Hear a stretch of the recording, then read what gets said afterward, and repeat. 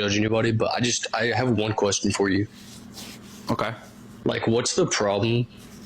Like believing in like a God that's all loving and all powerful. Like that's my question.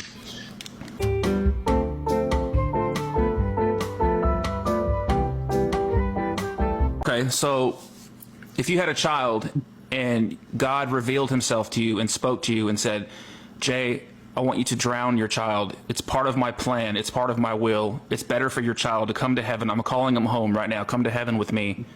What? You're going to follow that command because it's a good and righteous command from God? I'm gonna drown my child. I mean, there's a difference. I mean, if it's a God that's telling me to kill my child. So at the very beginning of this conversation, you asked me, what's so wrong? What's so wrong with me, following God or loving an all-loving God, right? Well, now look where we're at. Now look where we're at in this conversation.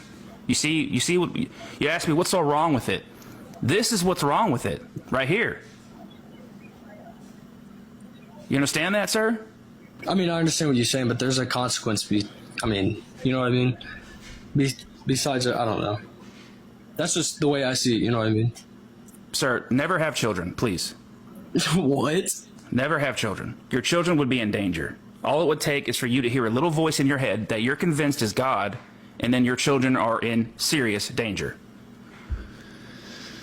You know what's crazy is, like, what's really scary is that is somebody's neighbor. Like, these people could be living right next door to you, or across the street from you. Like you like unless you know your neighbors. If you don't know your neighbor, that could be your neighbor.